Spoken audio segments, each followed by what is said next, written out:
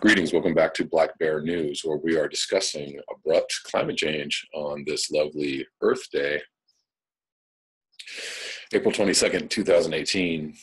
I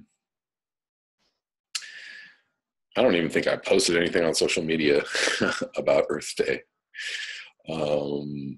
And I haven't seen hardly anybody else posting anything about Earth Day, which is, I don't know, fairly telling about people's, where people are in their Earth Day celebrations or acknowledgements. I don't know.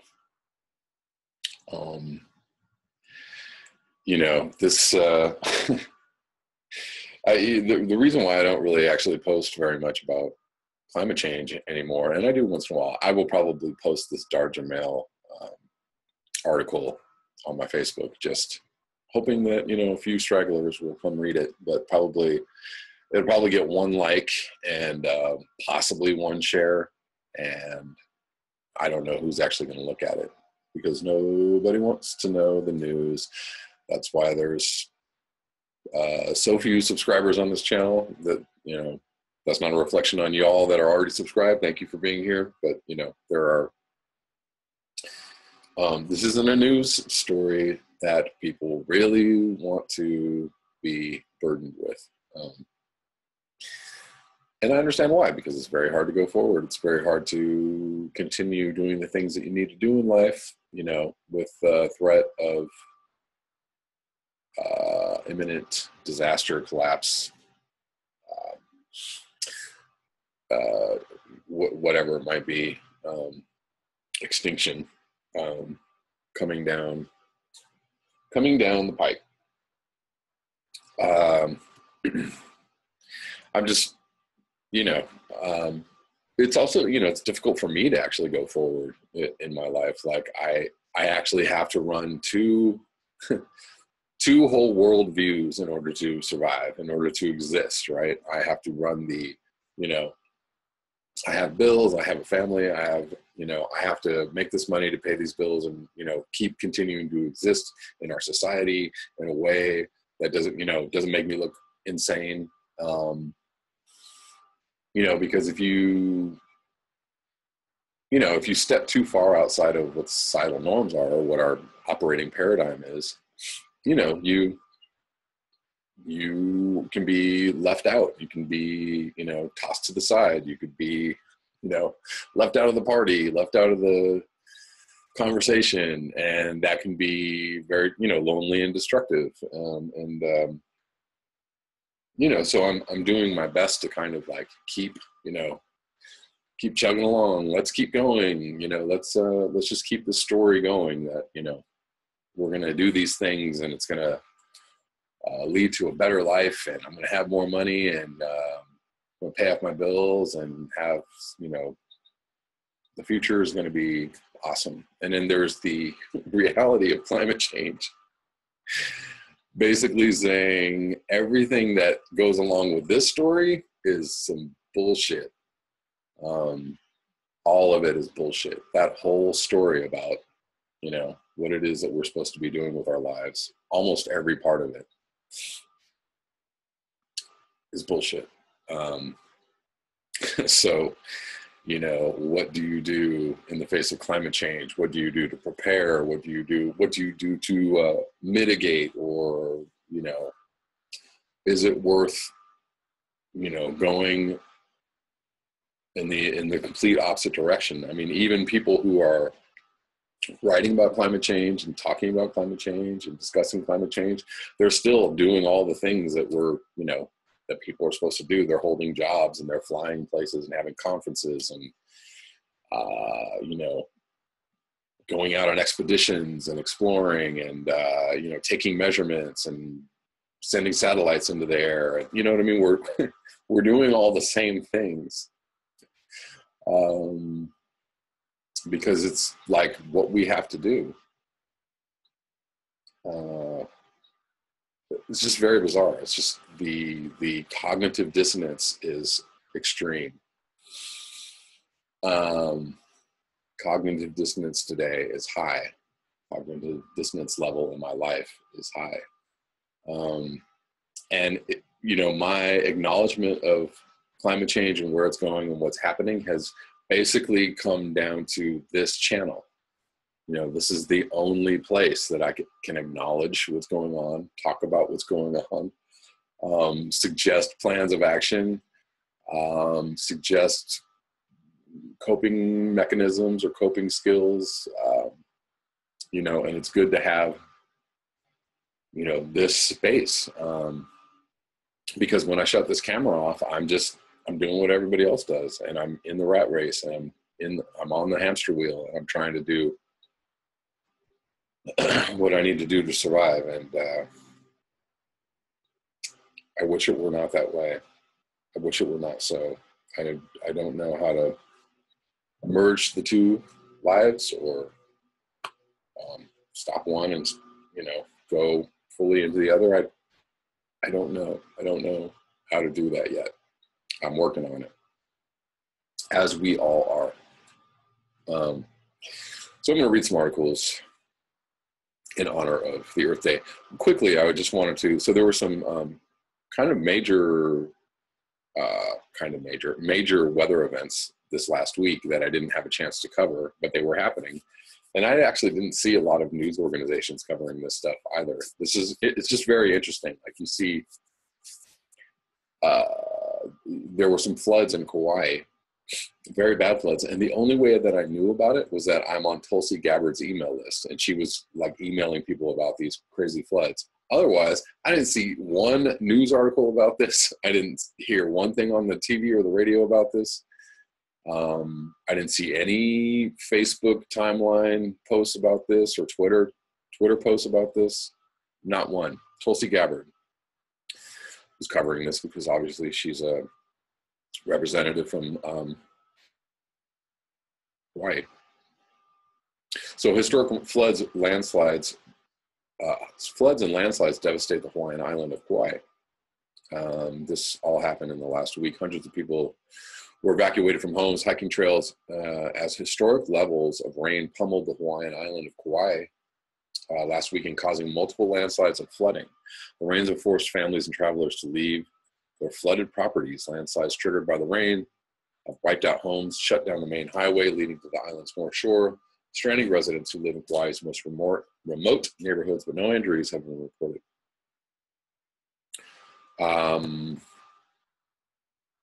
It's the worst natural disaster to occur on Kauai in 25 years since Hurricane Iniki. Sarah Blaine, chief of staff to Kauai's mayor, told HuffPost on Wednesday, referring to a Category 4 hurricane that devastated the island in September 1992, causing 6 deaths and about $3 billion in damage. Yes, so this is going on. Hawaii actually is getting pretty well hammered by climate change in general. It's interesting that people don't really talk about Hawaii that much. When we talk about climate change and maybe sea level rise, we talk about maybe Alaska, Florida, Louisiana, even Boston, New York, of course. But people, Hawaii is not a major topic of discussion as far as how they're getting hit by climate change, but they absolutely are. So they're getting some historic floods, rainfall. They're also getting a lot of, they're getting hit by king tides, which are taking out parts of the shoreline in Hawaii on many of the islands.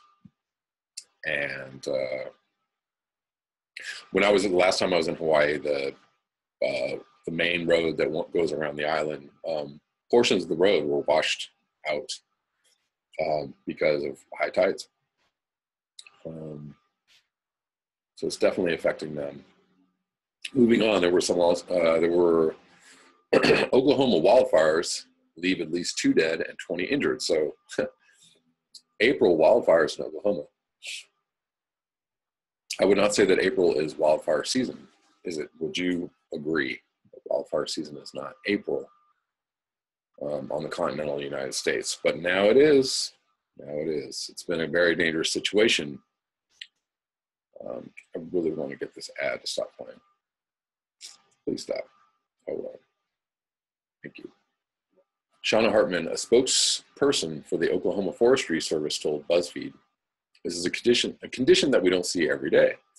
Rio Fire, the largest blaze, had charred over 280,000 acres in and around Dewey County as of Wednesday evening, according to the Oklahoma Department of Energy Management. Most of the livestock that grazed on the affected pastures have either died or been injured. About 15% of the Rio Fire had been contained as of Thursday afternoon, according to the state's Forestry Service, with burning cedar trees contributing to the fire's growth by sending windborne embers far ahead of the main fire, igniting unburned vegetation. Where we live, there's always a chance that this kind of thing can happen, but you never expect it to be you," says Lloyd Lake, 56-year-old resident of Martha, Oklahoma. The second major blaze, dubbed the 34 Complex Fire, began roughly 45 miles north of the Rio Fire in Woodward County and has consumed more than 65,000 acres, according to the state's Emergency Management Department. Flames tore through the small town of Martha, Oklahoma on Saturday, destroying at least 15 homes in its path, including 56-year-old Lloyd Lake's house, where he had lived with his wife, Delana, for 21 years. "We lost everything," Lake told HuffPost. "We got out with our clothes, with the clothes we had on, the fridge, the furniture, that kind of stuff doesn't mean anything. But the picture our granddaughter drew us, those kinds of things are the big things." Strong winds caused the blaze, which began at a local cotton co-op, to spread rapidly across the town. The Lakes evacuated around 2:30 p.m. on Saturday. 7 hours later, they discovered their home had been completely burned down.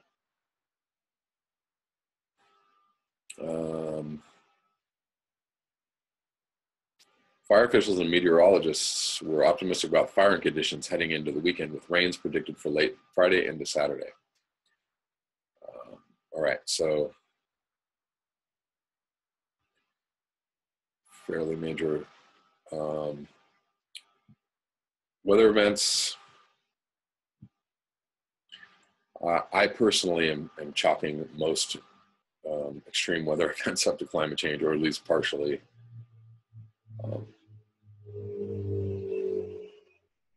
Wildfires in April in the Midwest is fairly unusual, I would have to say. So I'm going to go on to this article from Dahr Jamail from Truth Out. This is from today. Self-Immolation as the World Burns, an Earth Day report.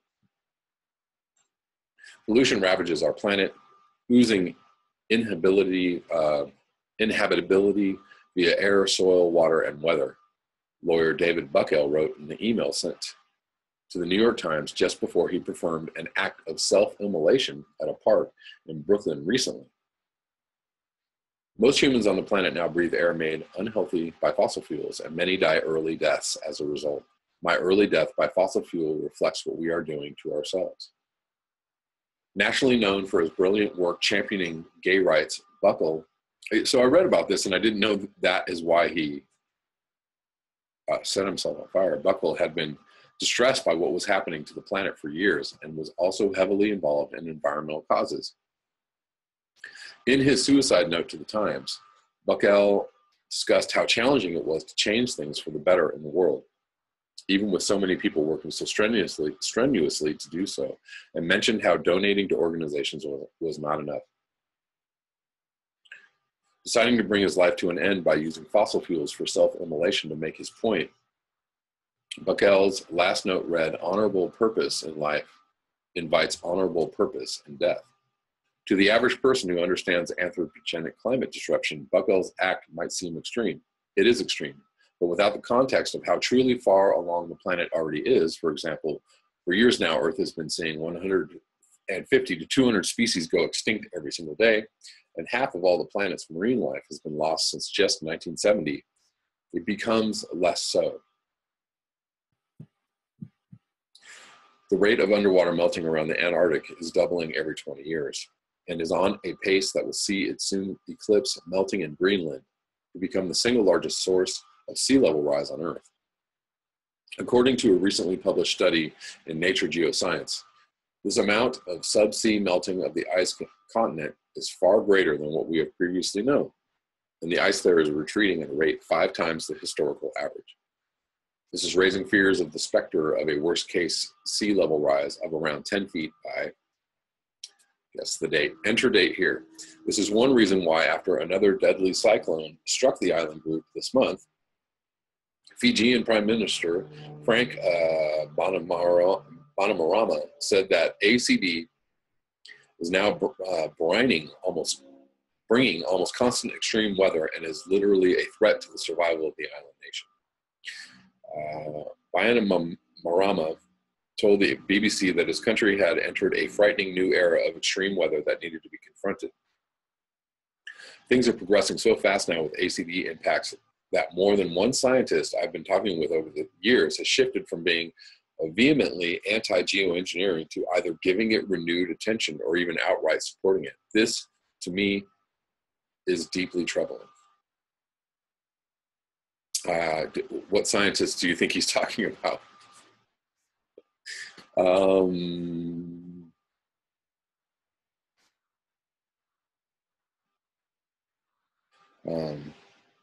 Scientists in several developing countries are now actively studying ways to dim sunshine and slow planetary warming via man-made chemical sunshade, as they see this as less risky than unchecked increases in global temperatures in the absence of global climate action.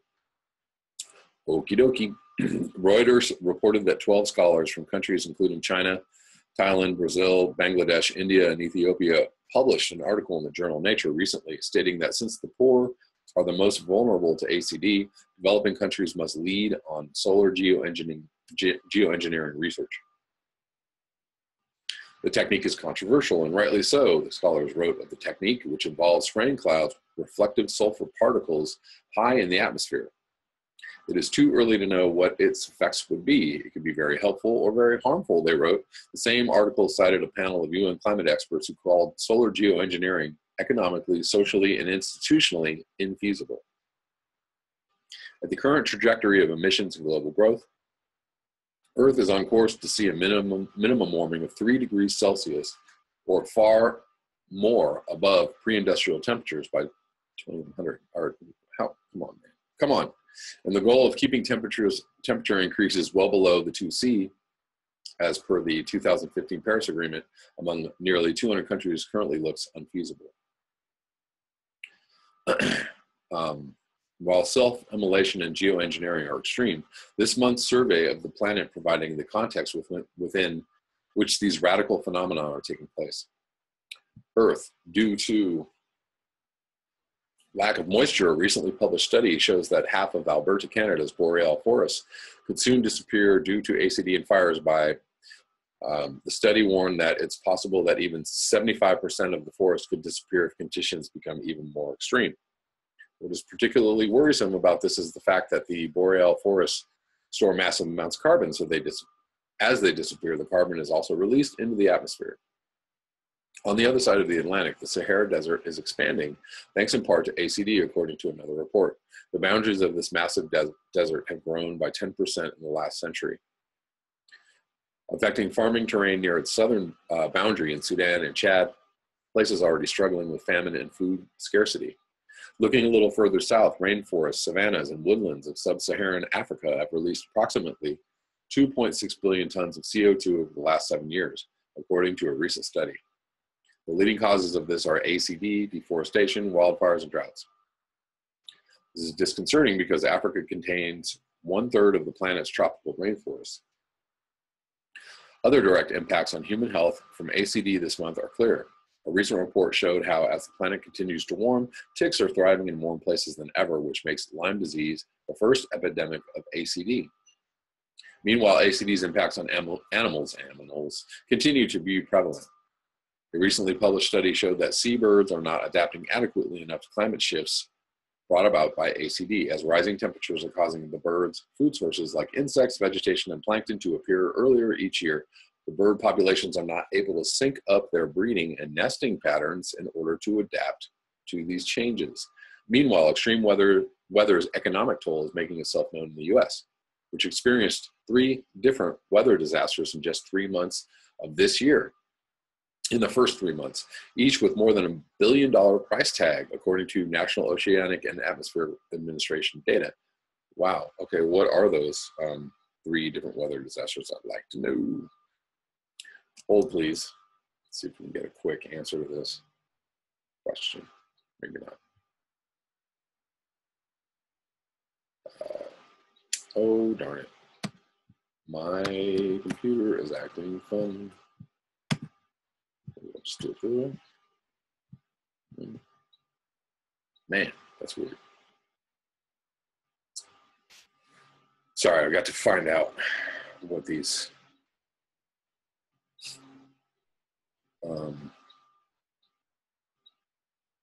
taking a little side trip from this article, excuse me. These included a severe storm in the southeast, 2 winter storms in the central and eastern U.S. that caused the deaths of at least 34 people and had significant negative economic impacts. Are they talking about, do they have other notable climate events? Nor'easters slammed the Northeast in March. Deadly storms hit the Gulf Coast. Northern Alaska basked. That would be baked Alaska. Northern Alaska baked in record warmth. Drought intensified in parts of the U.S. Okay, so that's just a quick summation of that.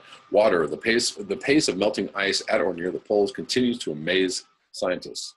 A recent published study showed that the Greenland ice sheet is seeing its melting nearly double over just the last century. This also means it is melting at its fastest rate in at least the last 4,000 years. In the U.S., Western Alaska's sea ice is at the lowest extent it has been since record keeping began. Rick Tallman, a Weather Service climate scientist, told the Anchorage Daily News that when looking at the long-term records of coastal sea ice from satellite data, whalers' logs, and Danish and Norwegian ship records, nothing even comes close to how little sea ice this February and March have just witnessed in that region. On the sea level increase front, a recently published NOAA report showed that high tide flooding could literally be happening every other day by the end of this century, and showed that already the frequency that high tide flooding is occurring has already doubled along the east coast of the U.S. in just the last 15 years. Another recent report showed how the state of California is facing a massive threat from sea level rise. It indicates that previous flood hazard maps had underestimated the area of land at risk to rising seas by up to 90%. The San Francisco Bay Area is going to be particularly hard hit. Meanwhile, drought across the U.S. continues to persist and in some places worsen as ACD advances. By early April, a stretch of the Rio Grande River in New Mexico had already dried up well in advance of summer due primarily to record low snowpack. That the river has started to dry up this early in the year is nearly unprecedented. Not good. In Minnesota, another report has warned that ACD will turn Boundary Waters Wilderness region into a barren grassland if human carbon emissions stay the same, and they will, until we have burned them all or we have complete economic collapse. As temperatures in that area continue to increase, lush forests are turning into grasslands there, and the waters will disappear with the trees. A new early warning satellite system has provided a warning for several countries that are at risk of having their reservoirs shrink from drought to the point that their taps could run completely dry. While Cape Town, South Africa, has featured prominently in the news with its day zero warning of when the city will run out of water, now countries including India, Iraq, Morocco, and Spain could also be seeing day zero type water crisis as their water reservoirs dry up. For example, Morocco's second largest reservoir has already shrunk 60% in 3 years due to recurring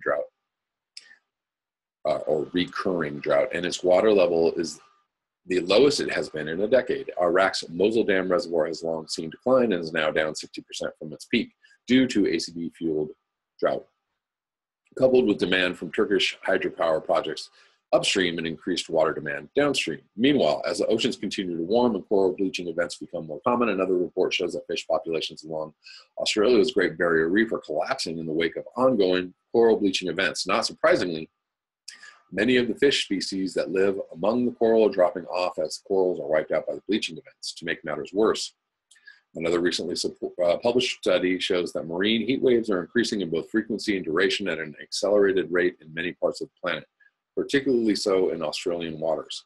The study showed that the number of oceanic heat wave days per year has increased a staggering 54% globally, as oceans have absorbed 93% of atmospheric heat from ACD. When that comes out of the oceans,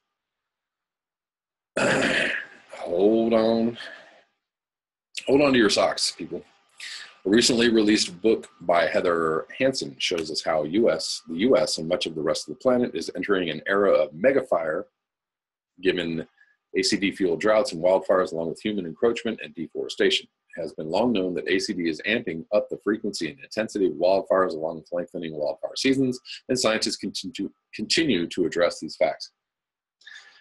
As though to underscore these points, at the time of this writing, forecasters in the U.S. began sounding warnings of dangerous, life-threatening wildfire conditions across parts of the Southwest and Southern Plains, whilst firefighters in Oklahoma fought blazes that had already killed 2 people. The Associated Press reported that weather conditions in drought-stricken areas of Colorado, Kansas, New Mexico, Oklahoma, and Texas are creating dangerous fire conditions, the likes of which have not been seen in at least a decade.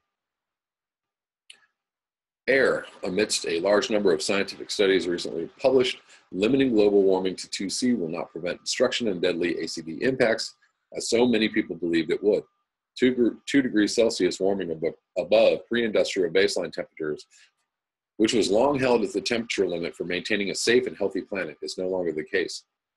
Just that much of a temperature increase is now understood to bring mass displacement of humans from rising seas, wide-scale shortages of food and water across the globe, and accelerated losses of animal and plant species, both of which are already plummeting since we are well into the planet's 6th mass extinction, which will be over long before 2100. Meanwhile, during the month of March, high temperature records across Asia fell like dominoes. Pakistan saw 114 Fahrenheit during the month of March, a high temperature never seen so early in the season. Good God. And others include 110 in Iraq, 104 in Qatar, 104 in Turkmenistan, 99 in Uzbekistan, and 96 in Tajikistan. Also, I forgot to cover the other weather event that I didn't get a chance to cover, and maybe I can dig up an article before this video ends, as they're having yet another heat wave in India. The active ACD denialists of the Trump administration have been busy these last few weeks. The Environmental Protection Agency, led by fossil fuel industry hack Scott Pruitt, prepares to roll back laws that require automobiles to be cleaner and more fuel efficient. Meanwhile, Pruitt's EPA directed staffers to use talking points designed to downplay the role humans play in ACD. The points literally mimic Pruitt's own public statements, as he has consistently denied the human role in the crisis from day one. Secretary of Interior Ryan Zinke, another ACD denialist and pro-fossil fuel hack, recently had all National Park Service officials delete every single mention of humans' roles in ACD from a report on sea level rise and storm surge. All of this is almost laughably contradicted by reality. And it is. All y'all have an open mind commenters on this channel.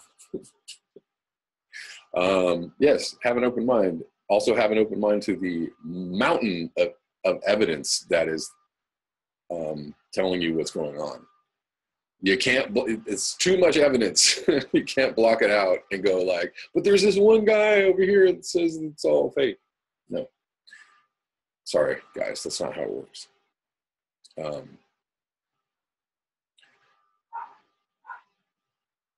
I'm down for conspiracy theories, but you got to have a whole lot of evidence behind your theory. You can't have like one dude, one YouTube channel, or like 3 guys trying to outtalk, 100,000 or whatever. 10,000 scientists worldwide, 50,000 scientists worldwide. I don't know how many scientists worldwide understand that this is going on. 4 oil giants recently acknowledged the global consensus about the reality of ACD and humans' role in it to a federal judge. The country, even the military, understands it's happening. Guys, come on, come on. Don't turn that brain off. Don't you do it. This is a good thing, given that a recent report showed the world to be on track to reach 1.5 C warming within a decade.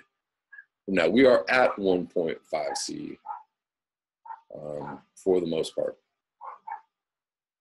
Hitting that temperature increase marker means the planet will have already exceeded one of the key goals in the 2015 Paris Climate Agreements. Finally, for this month, a recently released study showed that the Gulf Stream current is now at the weakest it has been for 1,600 years. The current, known scientifically as the Atlantic meridional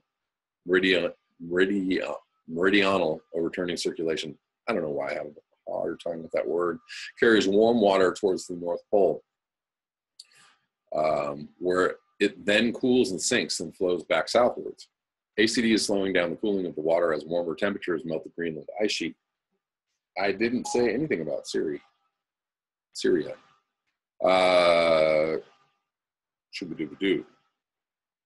Which floods the area with less dense freshwater, which further weakens the AMOC. The report warns that the current could be less stable than previously understood. This is particularly worrisome given that AMOC has historically caused dramatic changes in the global climate system. It was previously believed that a slowing down of the AMOC would take centuries to occur. A collapse of the AMOC could cause Western Europe to experience far more extreme winters, sea level rise along the U.S. eastern seaboard to increase rapidly, and disrupted rainfall across the tropics. I think we're close to a tipping point. Michael Mann has jokes. Climatologist Michael Mann told Think Progress. Sorry. Man called the slowing down of the AMOC as being without precedent in more than a millennium, and added, it's happening about a century ahead of schedule relative to what the models predict. Reacting to this study, senior scientists warned The Guardian that a disruption to the AMOC must be avoided at all costs, quote unquote. Meanwhile, business as usual is harvesting and burning fossil fuels around the planet continues apace throughout the vast majority of countries, particularly within the U.S. USA. I'm not, that's not.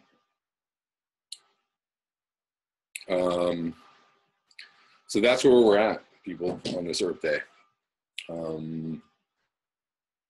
We continue to just whip and destroy and wreck and is it flagellate? Is that the word I'm looking for? The Earth with our humanness, with our big brains and our just huge intelligence and our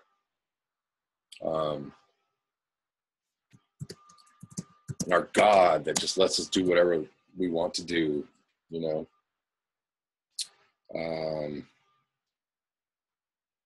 It's asking me, did I really mean this word? Man, my internet is slow. Flog. Yes, we're flogging the earth. That's what flagellate means. Just want to let you know that.